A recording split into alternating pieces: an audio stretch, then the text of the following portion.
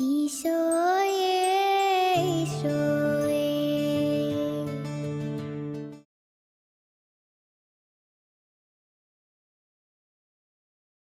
ലൂക്കാ എഴുതിയ സുവിശേഷത്തിൽ നിന്നും.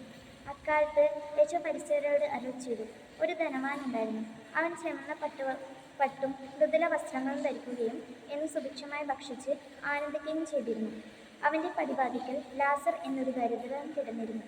അവൻ്റെ ശരീരം വ്രണങ്ങൾ കൊണ്ട് നിറഞ്ഞിരുന്നു. ധനവാന്റെ മേശയിൽ നിന്നും വീണിരുന്നവ കൊണ്ട് വിശപ്പടക്കാൻ അവൻ ആഗ്രഹിച്ചു.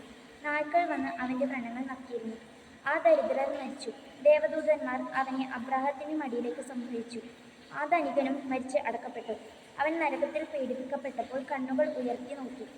ദൂരെ അബ്രാഹത്തെയും അവൻ്റെ മടിയിൽ ലാസറിനെയും കണ്ടു. അവൻ വിളിച്ചു പറഞ്ഞു, പിതാവായ അബ്രഹാമേ, എന്നെ കനിയണമേ. തൻ്റെ വിരൽത്തുമ്പ് വെള്ളത്തിൽ മുക്കി എൻ്റെ നാവ് തണുപ്പിക്കാനായി ലാസറിനെ അയക്കണമേ. ഞാൻ ഈ അഗ്നിജ്വാലയിൽ കിടന്ന് യാതന അനുഭവിക്കുന്നു.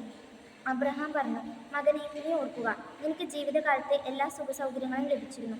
ലാസറിനോ കഷ്ടതകളും. ഇപ്പോൾ അവനെ ഇവിടെ ആനന്ദിക്കുകയും നീ വേദന അനുഭവിക്കുകയും ചെയ്യുന്നു. കൂടാതെ ഞങ്ങൾക്കും നിങ്ങൾക്കും മധ്യേ ഒരു വലിയ ഗർത്തവും സ്ഥാപിക്കപ്പെട്ടിരുന്നു.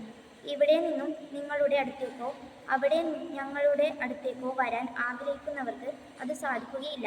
അപ്പോൾ അവൻ പറഞ്ഞു, പിതാവേ, അങ്ങനെയെങ്കിൽ ലാസറിനെ എൻ്റെ പിതൃഭവനത്തിലേക്ക് അയക്കണമേ എന്ന് ഞാൻ അപേക്ഷിക്കുന്നു. എനിക്ക് 5 സഹോദരന്മാരുണ്ട്. അവരും പീഡകളോടെ ഈ സ്ഥലത്ത് വരാതിരിക്കേണ്ടതിന് അവർക്ക് സാക്ഷ്യം നൽകട്ടെ. അബ്രാഹാം പറഞ്ഞു, അവർക്ക് മോശെ പ്രവാചകന്മാരുണ്ടല്ലോ, അവരുടെ വാക്ക് കേൾക്കട്ടെ. ധനവാൻ പറഞ്ഞു, പിതാവായ അബ്രാഹാമേ, അങ്ങനെയല്ല. മരിച്ചവരിൽ ഒരുവൻ ചെന്ന് പറഞ്ഞാൽ അവൻ അനുദപിക്കും.